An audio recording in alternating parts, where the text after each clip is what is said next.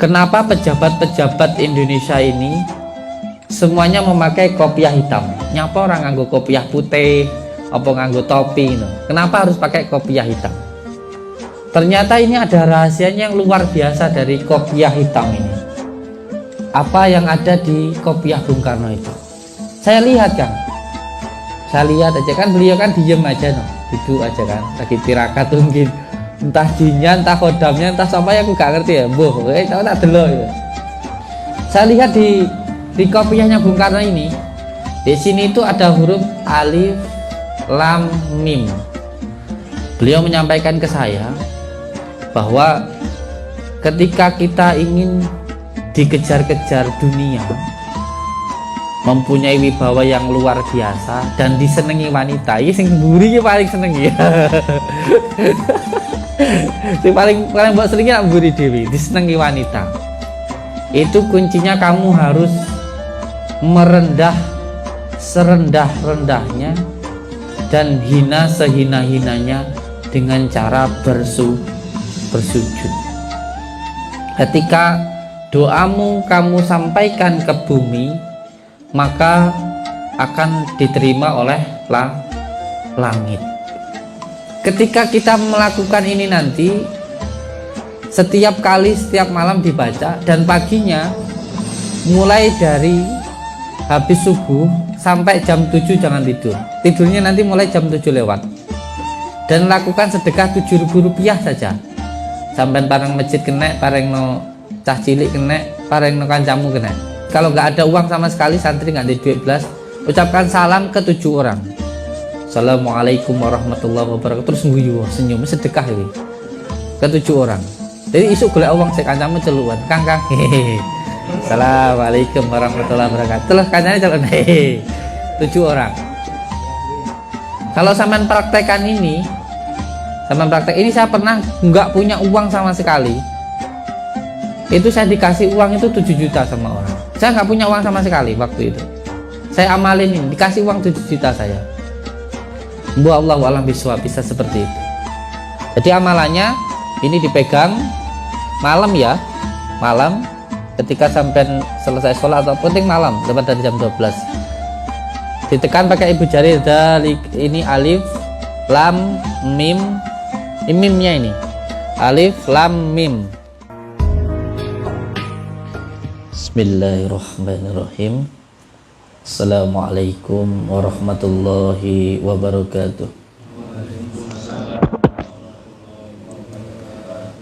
Bismillah, alhamdulillah, wa syukurillah wa nikmatillah, wa la khawla wa la quwata illa billah, amma ba'd.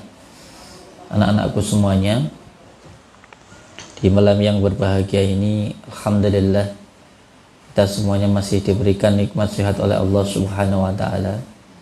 Semoga nikmat yang diberikan Allah kepada kita ini bisa kita gunakan sebaik-baiknya di jalan Allah, karena semua nikmat yang diberikan Allah ini nanti akan ada hisabnya, akan ada pertanggungjawabannya. Dan semoga kita semuanya diberikan kemampuan oleh Allah Subhanahu wa ta'ala untuk menjalankan segala perintah-perintah Allah dan menjauhi segala larang-larangannya. Karena tidak semuanya orang yang kuat itu diberikan kemampuan oleh Allah untuk menjalankan perintah-perintah Allah. Sebagai contoh, banyak orang yang mampu berjalan berkilo-kilo untuk ke pasar, tapi untuk menjalankan sholat subuh yang 2 rakaat itu banyak yang tidak mampu. Ini menandakan bahwa orang itu tidak dimampukan oleh Allah, atau bisa dikatakan dihinakan oleh Allah. Oleh sebab itu, kita yang sudah bisa menjalankan sholat subuh 2 rakaat itu bersyukur kepada Allah.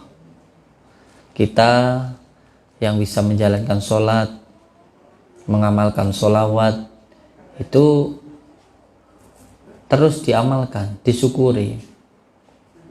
Karena apa? Karena tidak semua orang dimampukan oleh Allah.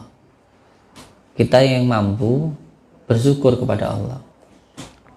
Makanya saya sering menyampaikan bahwa ketika kita bisa berbuat baik, terus lakukan kebaikan itu. Terus lakukan kebaikan itu. Terus dilakukan. Tidak usah berpikir, saya masih suka melakukan maksiat nih.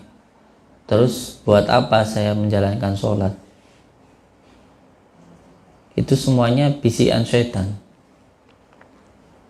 Karena selama kita hidup, ya selama itulah kita nanti masih tetap selalu digoda untuk melakukan maksiat. Makanya yang masih suka melakukan maksiat, ya nggak apa-apa, terus menjalankan sholat, terus mengamalkan sholawat. Jangan sampai ada di pikiran panjenengan, buat apa saya menjalankan sholat, buat apa saya mengamalkan sholawat, wong saya lo masih maksiat. Itu semuanya adalah bisikannya syaitan. Oleh sebab itu, jangan sampai dituruti hal semacam itu. Terus amalkan sholawat, terus jalankan sholat, walaupun diri kita masih melakukan maksiat. Dengan terus kita menjalankan sholat, mengamalkan sholawat, nanti lama-lama kita tidak suka lagi melakukan maksiat. Jangan dibalik. Jangan sampai ada pikiran, buat apa kita menjalankan sholat itu, buat apa kita mengamalkan sholawat kalau masih suka melakukan maksiat. Ya namanya orang hidup, selama kita masih bernafas, ada hawa nafsu, ya tetap ada keinginan, tetap ada godaan untuk melakukan maksiat itu. Tapi jangan sampai ketika kita melakukan maksiat, lalu kita tidak mau lagi menjalankan sholat, mengamalkan sholat. Jangan sampai seperti itu. Terus diamalkan, terus dijalankan sholatnya, terus diamalkan sholawatnya. Oleh sebab itu di sini nih, saya tidak pernah membeda-bedakan di sini. Entah yang dia itu preman, atau tukang mabuk, atau dia itu tukang maksiat, semuanya tidak apa-apa di sini. Yang penting mau diajak sholawat. Tapi kalau di sini tidak mau diajak sholat, tidak mau diajak sholawat, ya terus buat apa di sini? Terus buat apa? Saya itu tidak peduli. Siapapun yang mau ke sini saya terima. Entah itu preman, tukang maksiat, tukang zina, tukang judi, tukang bunuh, tukang apa, semuanya wis. Keluar dari penjara, keluar dari mana, mau nggak kerja di sini, semuanya saya terima. Yang penting mau menjalankan sholat, mau mengamalkan sholawat. Yang penting mau belajar baik, gitu aja loh. Yang penting panjenengan itu kesini mau belajar baik, itu aja sudah. Saya itu nggak pengen sampai itu punya niat yang macam-macam, itu enggak. Sampai yang penting ada niat untuk jadi orang baik, gitu ya. Maka saya minta, dengan panjenengan punya niat untuk belajar menjadi orang baik, maka terus lakukan kebaikan itu walaupun kita belum menjadi orang baik. Nah terus kalau di sini diajak sholat malam, nggak ada orangnya. Diajak bantu untuk doain orang-orang, nggak ada. Terus di sini mau apa? Makan tidur gitu doang. Terus gunanya apa? Terus kita juga punya tanggung jawab. Orang-orang datang ke sini tiap hari bawa beras, bawa makanan. Itu memberikan makanan itu saya punya tanggung jawab. Memberikan kafaroh, memberikan sodakoh. Ketika sodakoh dari saudara-saudara kita itu kesini membawa beras, membawa sodakoh kafaroh, ketika panjenengan diberikan makanan itu, terus makanan itu sampean gunakan untuk sholat malam, untuk zikir, maka barokahnya nanti akan sampai kepada yang memberikan tadi. Ini santri itu nggak disuruh apa-apa, mung disuruh sholat sama zikir itu tak loh, itu tak, nggak disuruh apa-apa. Terus kalau di sini nggak mau sholat malam, nggak ada zikir, terus mau buat apa? Terus mau buat apa di sini? Ya namanya kelapa, kalau mau ngambil minyaknya ya harus dikepruk, terus harus mau diparut, diremeti, dimasak, baru keluar minyaknya. Ya kalau panjenengan tidak mau dipaksa, bosok no, akhirnya nggak dapat apa-apa no. Jadi kelapa bosok itu nggak ada gunanya sudah.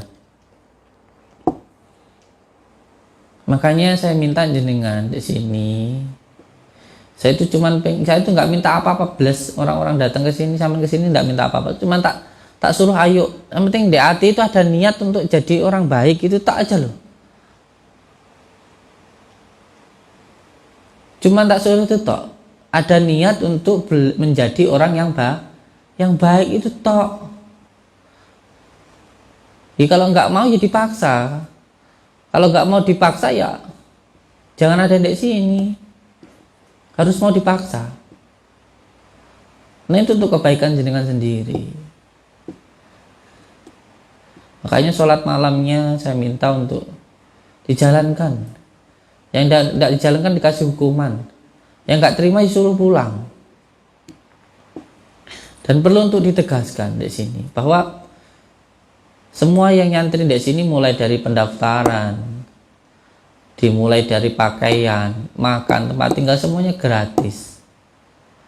Tapi harus ditegaskan juga Pak Lurah, semuanya harus ada tekennya dulu. Benar-benar mau ngabdi atau mau coba-coba. Harus niat 2 tahun. Harus niat 2 tahun. Yang belum 2 tahun, kok cuma coba-coba pulang, suruh ganti makannya, tempat tinggalnya, pakaiannya semua suruh ganti. Jadi nanti yang masuk itu nggak sembarang orang yang cuma mau coba-coba saja. Harus ada tekennya itu. Pak Lurah nggih? Jadi saya itu cuma pengen ayo belajar jadi orang yang baik. Saya bukan orang baik, panjenengan juga bukan orang yang baik, tapi kita harus belajar menjadi orang yang baik. Dengan cara terus melakukan kebaikan walaupun diri kita belum menjadi orang yang baik. Dan di sini kita itu belajar untuk mencari ilmu. Ilmu itu apa sih? Ilmu itu adalah nur cahyo. Cahaya. Cahaya itu adalah penerang. Kalau sudah terang berarti ngerti. Berarti ilmu itu adalah pengertian. Pokoknya orang yang masih bingung dengan hidupnya, itu berarti orang itu kematian obor. Orang yang bingung dengan hidupnya itu berarti orang itu tidak mempunyai cahaya sehingga hidupnya itu bingung. Dengan hidupnya sendiri itu bingung. Ya sama seperti orang yang berjalan nggak ada lampunya, artinya hidupnya bingung. Makanya sebenarnya ilmu itu intinya supaya diri kita itu tenang, supaya hidupnya itu tenang. Makanya saya itu dari mulai membuat padepokan ini, dari mulai baru pertama membuka itu sudah ada yang bilang, alah padepokan kamu nanti itu, padepokannya Gus Samsudin itu nanti paling lama 1 bulan 2 bulan sudah tutup gitu. Nggak akan bertahan lama, enggak. Bahkan saya itu sudah kenyang dengan namanya cacian, hinaan maupun fitnah, itu saya sudah kenyang. yang dikatakan penipuan, dikatakan pembodohan, dikatakan banyak hal itu sudah biasa itu. Tapi saya santai-santai saja. Saya santai-santai saja. Lah kalau kayak seperti ini, kalau orang tidak berilmu, kalau orang itu tidak ada penerangnya, itu sudah bingung. Dikatakan seperti ini sudah bingung. Sudah bingung dikatakan seperti ini. Sama kayak orang berjalan nggak ada lampunya gitu. Dikatakan begini begitu nanti sudah bingung. Karena memang tidak berilmu, tidak ada penerangnya. Dan ketika tadi saya mintakan jenengan untuk belajar menjadi orang baik dan terus melakukan kebaikan. Jadi kalau panjenengan itu saya minta datang ke sini itu yang penting mau belajar jadi orang baik itu tak ya saya. Dengan bersampean itu ada niat untuk belajar menjadi orang baik, secara otomatis panjenengan terus melakukan kebaikan walaupun belum menjadi orang baik karena belajar baik.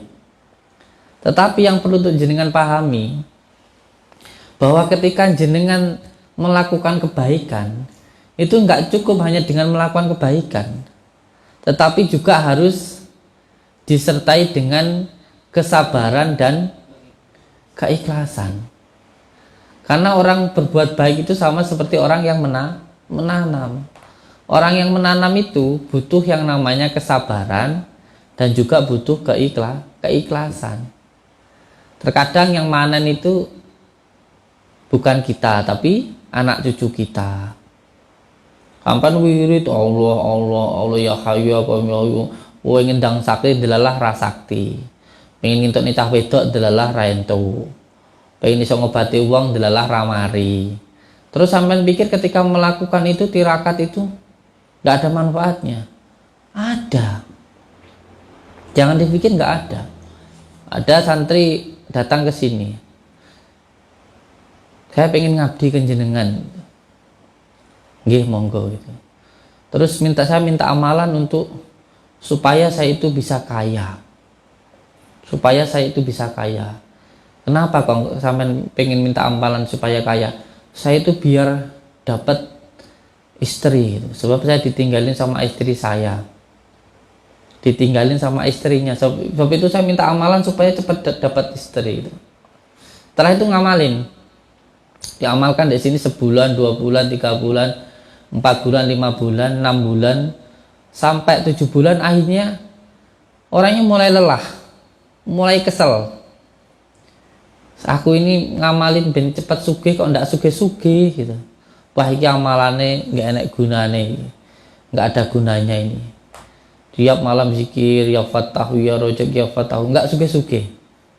Akhirnya nyerah wis, nyerah, sudah mau ngamalin lagi. Dan lebih parahnya lagi, bencinya setengah mati sama padepokan ini. Padahal darahnya, dagingnya itu ya kecampuran makanan yang dari sini. Baru keluar dari sini, itu saya baru satu minggu dikabari. Saya mau nikah Gus itu.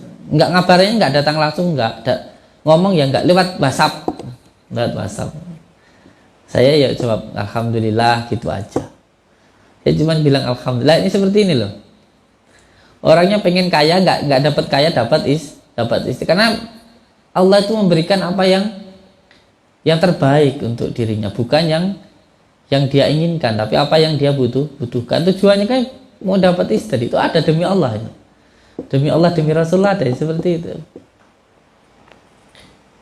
Ketika kita mengamalkan amalan, kita bertirakat, berpuasa, sholat malam, zikir.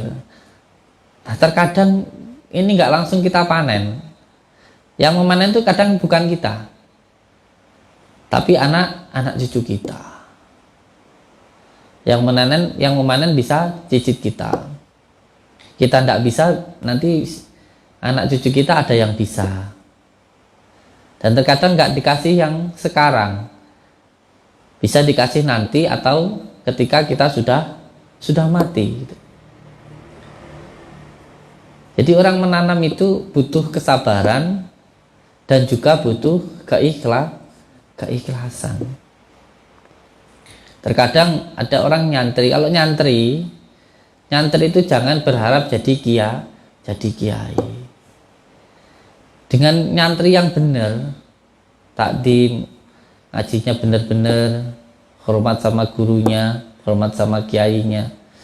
Walaupun dia nggak jadi kiai, seenggak-enggaknya dia bisa mendidik dirinya dan anak istri. Bisa jadi yang jadi kiai nanti ya anaknya tadi, yang mengangkat derajatnya itu anaknya. Ketika kita menjadi anak, ya kita lakukan tanggung jawab kita ini sebagai anak, ya dengan sebaik-baiknya menjadi anak yang hormat, takdim, sayang sama ibu bapaknya. Karena kita nanti juga bakal jadi bapak.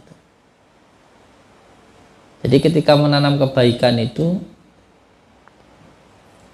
harus disertai dengan kesabaran dan keikhlasan. Jadi tidak semudah itu. Orang mau menjadi orang baik itu, menjadi orang baik tidak mudah loh. Jadi orang baik itu nggak mudah. Harus ada kesabarannya, harus ada keikhlasannya. Karena panennya ini nanti luar biasa. Makanya saya sendiri. Saya nggak ngomongin orang ya, saya sendiri. Ketika saya berbuat baik itu, Kang, cobaannya luar biasa.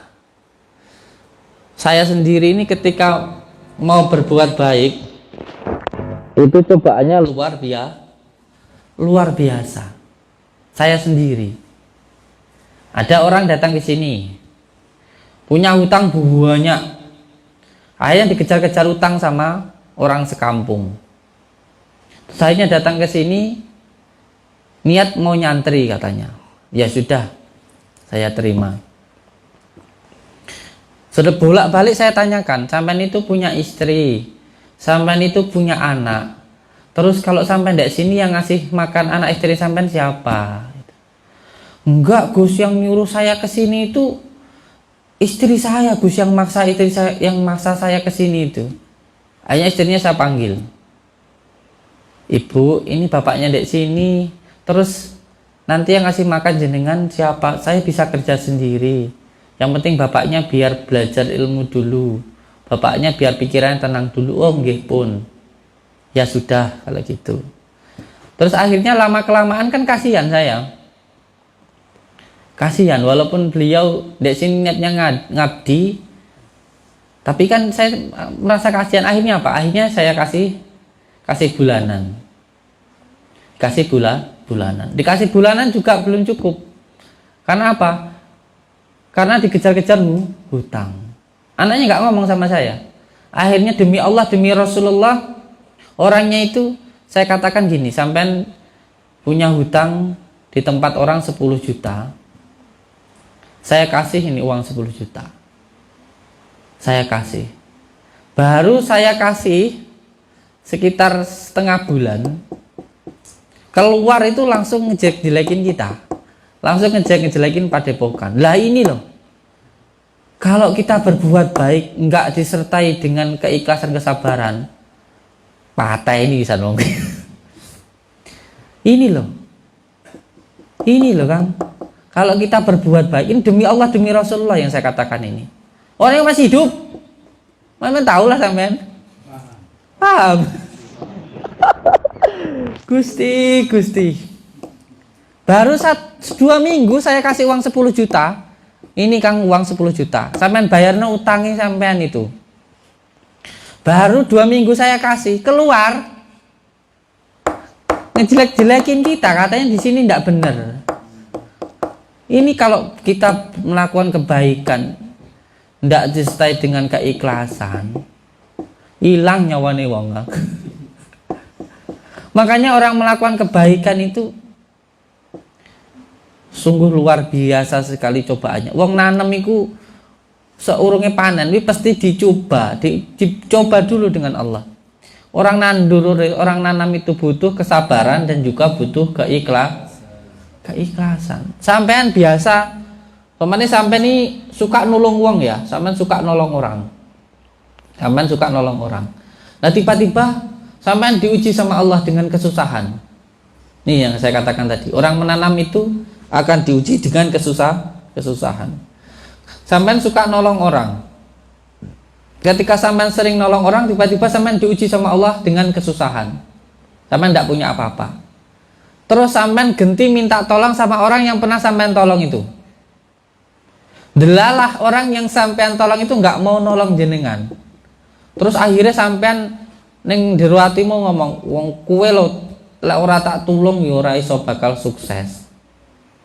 Kue lek ora tak tulung ya ora bakal urip. Ini akhirnya apa? Akhirnya kebaikannya hilang karena nggak ada keikhlasan, nggak ada kesabaran. Kebaikannya wis hilang karena diuji dengan kesusahan dari Allah tadi. Yang ada apa?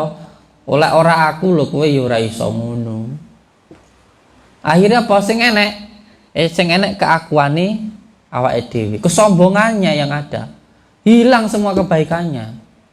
Makanya orang melakukan kebaikan itu butuh kesabaran, butuh keikhlasan.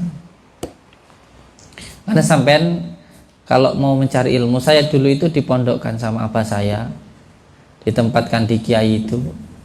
Beliau selalu bilang kepada saya begini, Le, kalau manggil saya itu Le, saya itu anak kesayangan. Pokoknya yang manggil saya Le itu ya cuman abah sama bapak saya. Le, sampean tak pondoknya itu bukan untuk mencari ilmu, tapi untuk mendekat kepada yang punya ilmu. Dan mendekat kepada yang dititipkan ilmu. Makanya saya itu dek pondok Kang ya. Ada kiai saya, namanya jarak 1 kilo nih wis. 100 meter kelihatan ada kiai saya di sana. Saya di sini udah mandek, ngecek gitu, jejak tidak berani gerak. Sampai kiai saya itu lewat tuh baru saya itu berani jalan. Saya itu kerjaannya ya cuman nyapu, ngepel, nimba air, kerjaan dek ladang, itu kerjaan saya seperti itu. Makanya saya nggak bisa apa-apa. Saya nggak bisa ngaji apa-apa saya. Saya nggak bisa ngaji apa-apa. Karena yang diperintahkan kiai saya itu ngaji, ditaruh dek pondok, itu bukan untuk mencari ilmu, tapi untuk mendekat kepada yang punya ilmu, yaitu Allah, dan mendekat kepada yang dititipkan ilmu. Ya nyatanya sampai lihat sekarang ini, walaupun saya itu cengoh, kerjaan saya itu cuman tukang rosok, yang kata orang itu tukang rosok kok dadi Gus. Baperan sih kowe. Wong Jawa iki jenenge Gus ya artine den bagus. Cah bagus. Bagus kelakuane, bagus atine, celuk Gus wong apa-apa jenengane Agus. Ngono wong diceluk Gus bingung wae. Anake sapa, kiai sapa ngono. Baperan. Akan di baperan wong diceluk Gus. Bahkan banyak yang bilang, wah tukang rosok kok iso-isone jadi Gus, jadi dukun iki piye gitu. Kalau Allah wis kersa kowe arep nyapa? Kalau wis dikersakne Gusti Allah mau apa? Kalau memang sudah dikersakne jadi dukun mbok jadi tukang becak, profesi tukang becak, mbuh tukang rosok, mbuh tukang petani. Tukang becak kalau memang dikersakne jadi guru, omong sak omong kuwi ya ditiru digugu. Masih ya tukang becak. Mbok maca omlipis nganggo jas. Lek ancana bajingan ngomong sampai mlonceh, ya ora enek sing gugu, ora enek sing niru. Gitu repot ah. Lalu memang dijadikan jadi dukun, yang penting dukun loh ya, bukan ngedukun atau senang dipanggil dukun. Ini beda loh ya, beda antara dukun, ngedukun, terus senang dipanggil dukun. Sama kayak orang kaya, sok kaya, terus senang dipanggil kaya, itu beda. Sugih, semugih, karo senang diarani sugih itu beda. berbeda. Kalau memang wong sugih, orang kaya, ya kerja sak kerja sukses, dodolan laris, usaha ngene modal piye dadi, ancene dikersane sugih karo Gusti Allah. Beda dengan orang yang semuge. Orang dia apa-apa tapi seneng cerita. Wah, lemahku nang kono, mobilku 5, bojoku 3, nang padahal plus orang dia apa-apa. Kuwi semuge. Enek seneng sing diarani sugih. Orang dia apa-apa tapi ngangge emas imitasian, kompreng. Mobilnya sewanan, ngerti-ngerti jabel karo bang. Iku semuge. Dukun ya gitu. Kalau memang dikersane dukun ya apa mana? Dukun itu duduk tekun ngamalin kun fayakun. Dukun itu masamu apa tak? Dukun santet tak? Sing elek dukun santet, sing ora ya ora. Lek ancen dikersane dadi dukun, masih ya dadi petani moro-moro ya nek wong moro. Saya itu nggak tahu gimana ceritanya, tiba-tiba itu ada orang datang. Jojo, saya itu namanya aslinya Pak Ijo. Orang itu kenalnya saya itu namanya Pak Ijo. Jojo, Den gitu, aku tambah nono tak gitu. Terus saya bingung lah, terus saya nambahin ini gimana? Pokoknya yang penting aku tambah nono. Marah ya aku oleh himpan ini kon rene, ini enak kayak gitu. Aku tambah nono. Terus piye lah aku nambah dia sembuh. Sak karep-karepmu Den, semaumu wis mbok idoni, ndak apa-apa, yang penting aku mari. Gitu. Akhirnya ya nggak pakai apa-apa ya, Bismillah itu sebul didoni, ndelalah orangnya yang mari. Nah dari satu orang inilah tepuk tular, ngomong ke lain-lainnya, akhirnya ya jadi ramai kayak begini. Akhirnya ramai. Ya kalau memang sudah jadi dukun ya, ada kan orang yang bilang wong koyo ngono dadi lek memang dikesane Gusti Allah arep nyapa kon? Arep nyapa? Arep nyapa? Baginda Rasulullah pengembala kambingnya jadi presiden wong nyapa tak kon? Wis dikesane Gusti Allah nyapa kon? Yang penting gak ngedukun. Jadi kalau ngedukun sama dukun beda. Kalau ngedukun itu ya wis ora iso apa-apa tapi ceritane sembuhan sing iso rada sukma, iso ngene, iso ngono, padahal ora iso apa? Ora iso apa. Kalau seneng dipanggil dukun, ora iso apa-apa tapi pakaian wis kompleng, tasbih buantung ngendi-ngendi ben diarani dukun. Nah salah satunya ilmu, amalan yang sampean amalkan itu supaya sampean menemukan jalan hidup panjenengan. Nah kalau orang jalan pakai cahaya, ilmu tadi apa? Nur cahaya. Orang itu kalau jalan menggunakan cahaya, ya akhirnya ketemu jalannya. Gitu. Jadi orang belajar ilmu itu supaya ketemu jalannya. Paham ya?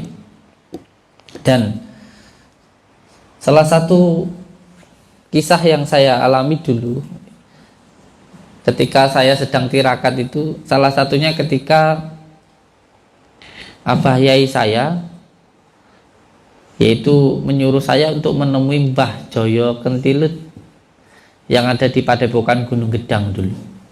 Pernah nyuruh saya untuk ke sana. Waktu saya ke tempatnya Gus Rohim. Gus Rohim itu Sumenep. Gak taunya saya suruh nemuin Mbah Joyo Kentilut. Beliau umurnya hampir 200 tahun, insyaallah. Di Gunung Gedang. Gak jauh dari sini. Nah dari sana beliau itu Mbah Joyo itu menyuruh saya untuk bertirakat di gua, dan gua itu insyaallah pernah digunakan untuk bertapanya Pak Soekarno. Jadi tempat riadohnya Mbah Karno, Pak Karno, Bung Karno. Ketika di sana saya melihat itu ada cahaya yang terang benderang sekali dari dalam gua tersebut, hampir menyeliputi seluruh Nusantara ini, hampir menyeliputi seluruh yang ada di Indonesia ini. Dan ketika saya masuk, cahaya itu ternyata dari seseorang yang duduk di sana. Ketika saya dekati, karena memang saya disuruh bertirakan di situ, ternyata itu mukanya itu seperti Bung Karno. Entah itu asli Bung Karno atau hanya khodamnya saja, atau memang mata saya yang blurem, saya nggak tahu. Tapi yang jelas saya lihat beliau itu di pandangan saya itu Bung Karno. Dan dari cahaya tadi itu keluarnya dari sirai atau dari kepalanya Bung Karno yang memakai kopiah. Jadi cahayanya tadi itu keluar dari kopiahnya Bung Karno. Dan ketika saya perhatikan di kopiahnya Bung Karno itu ada huruf alif lam mim. Ada huruf alif lam mim di kopiahnya Bung Karno. Ketika itu saya mikir di hatiku itu, duwe cahaya kayak gitu luar biasa sekali, batin saya seperti itu. Terus tiba-tiba di belakang saya itu ada yang nepuk, pok gitu. Saya nengok, loh, Mbah Joyo ternyata ikut di situ. Malu saya. Terus beliau bilang, ngobrol sama saya, nyapo sampean itu gitu. Enggak, saya ngeliatin itu loh Mbah, Bung Karno itu kok dari kepalanya bisa bercahaya seperti itu. Terus beliau bilang, makanya awakmu johiran Bung Karno itu duwite yo akeh, wong wedok yo ngejar kabeh, gue pengen tahu ngono. Saya jawab, ya pengen. Manusiawi ta? Manusiawi ndak usah munafik. Iya, aku ya pengen di duit akeh, terus bojoku ya akeh.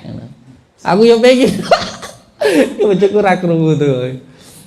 Demi Allah Kang, saya bertanggung jawabkan mulut saya ini. Sampean kalau pengen tahu Mbah Joyo Ketilut, sampean main kepada Padepokan Gunung Gedang. Di situ ada namanya Mbah Joyo, tapi beliau sudah almarhum. Umurnya hampir 200 tahun. Orang umurnya terpanjang di Indonesia. Belum lama ini, baru beberapa waktu yang lalu meninggalnya. Beliau matur ke saya, "Sampean pengen tahu kuwi. Di duit-duit akeh, duwe wibawa gedhi, terus disenengi orang itu pengen, Mbak."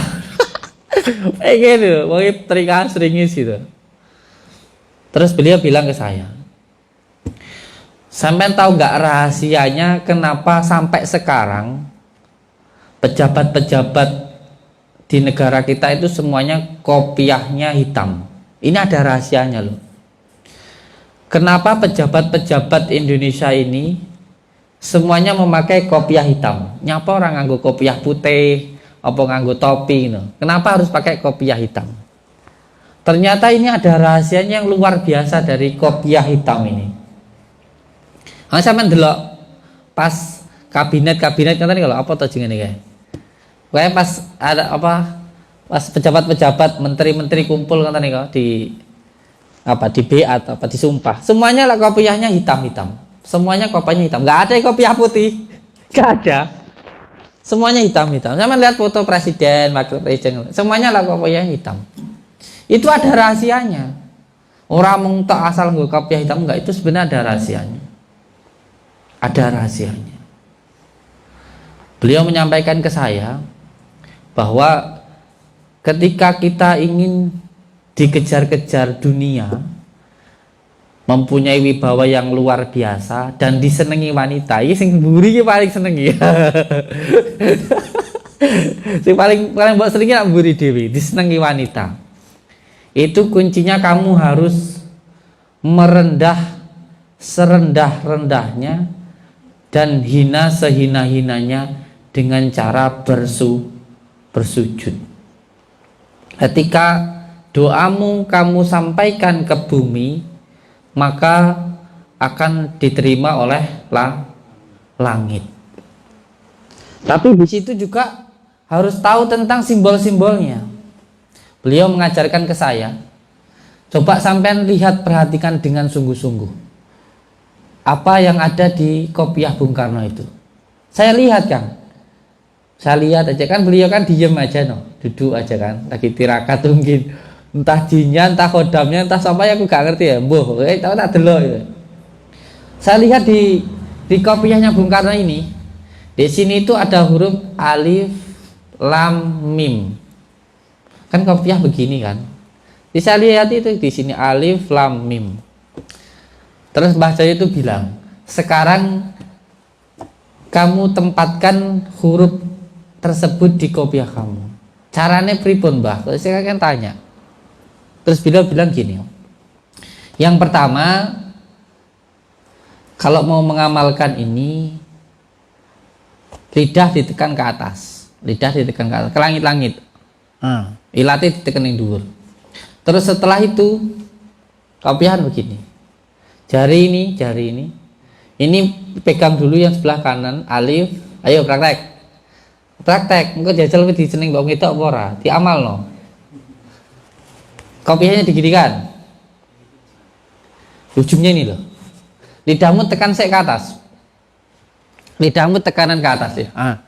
Ini yang mengamalkan yang kopiahnya hitam, yang enggak kopiahnya hitam enggak usah. Lidahmu tekan ke atas ke langit. Ditempelkan ke atas. Terus setelah itu sampai tarik nafas, baca alif, tangannya jempol ibu jari megang sebelah sini. Yang merah putihnya. Ini sampai enggak ngerti ya. Ini bukan sembarangan loh. Saya membuat kopiah dengan simbol merah putih terus padepokan. Terkadang saya tulis di sini Garuda, tapi sering merah putih. Ini ada rahasianya. Yang ini jempol tangan, posisi tetap lidah tekan ke atas. Lidah tekan ke atas, tarik nafas, baca alif. Pas di tengah-tengahnya antara merah dan putih, tulang dan darahmu ini.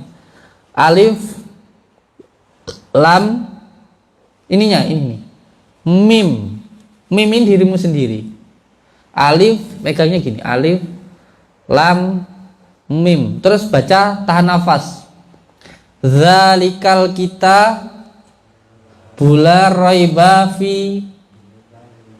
Pintar. Coba itu diulang 7 kali, tahan nafas. Diulang 7. Yang diulang cukup kata zalikal kitabul la raiba fihi hudal lil muttaqin. Itu yang diulang 7 kali itu. Yang diulang 7 kali itu.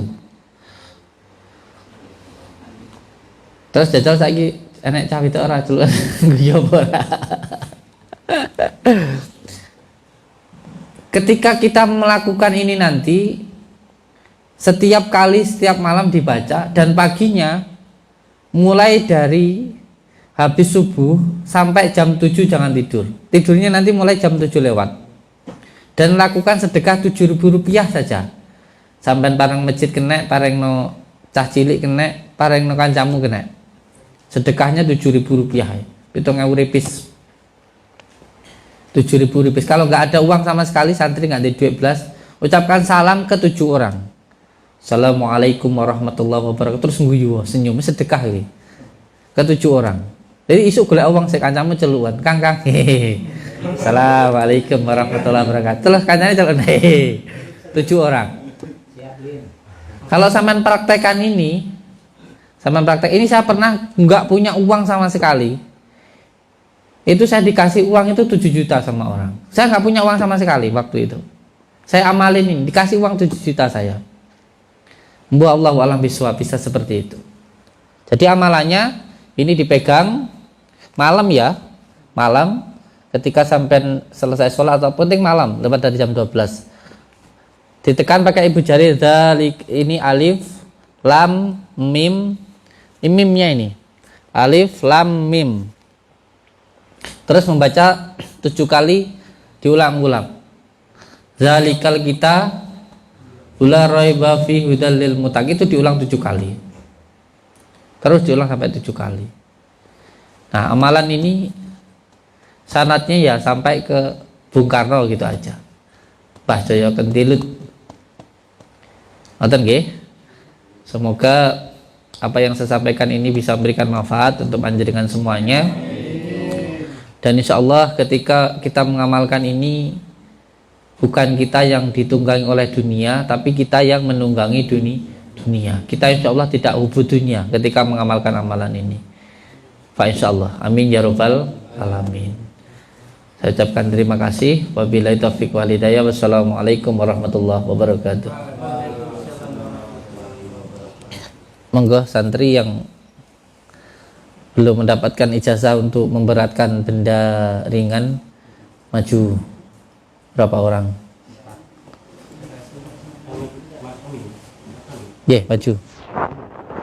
Kemarin kemana pas pengijazahan?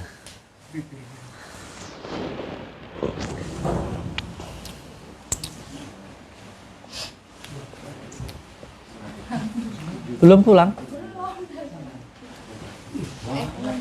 Ya Allah.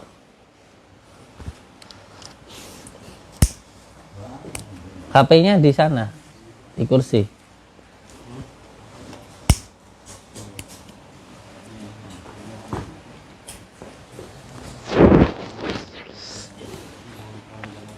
Monggo. Di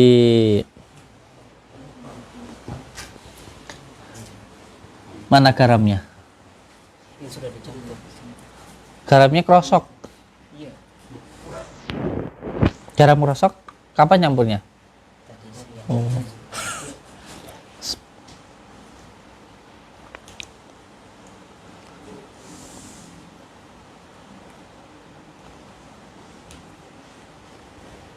Monggo. Diminum dulu sedikit aja, sendok gini. Terus setelah itu minum tiganya ini ya. Monggo. Lu masih sakit? Siap. Dikit aja. Sendok aja wis. Ya. Kokop aja, nggak usah pakai sedotan.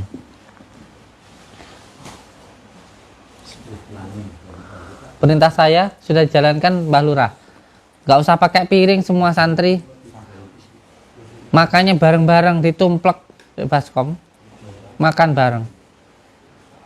Sebenarnya sih kalau saya dulu tampah. Tapi saya dulu satu kamar cuma 5 orang. Ini banyak orang, nggak pakai apa ya?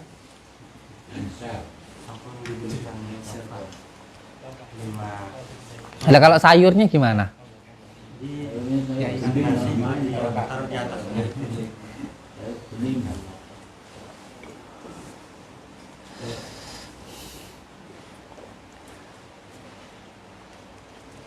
Terus selain itu sampean harus buat jadwal makan bareng, makan jam berapa, istirahat jam berapa sampai aturkan nggih.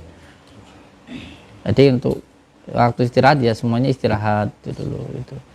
Pokoknya kita mulai jam 1, jam 4 itu diistirahatkan dulu untuk sholat bareng, makan bareng. Setelah itu nanti dilanjutkan lagi gitu. Pokoknya sepenuhnya saya tugaskan ke jenengan lah.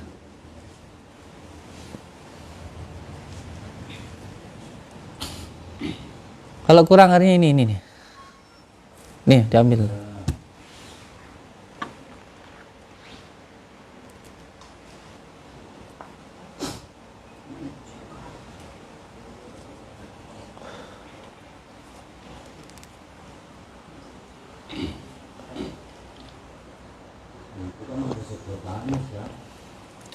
Cabut aja sedotannya.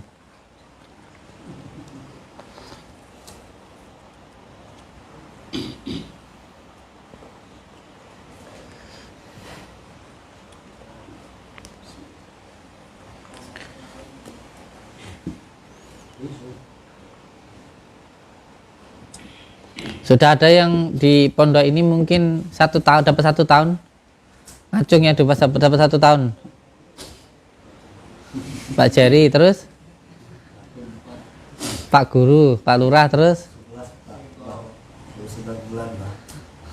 1, 2, 3, terus siapa lagi yang sudah 1 tahun? Kang Tony berapa Kang Dani? Udah 1 tahun.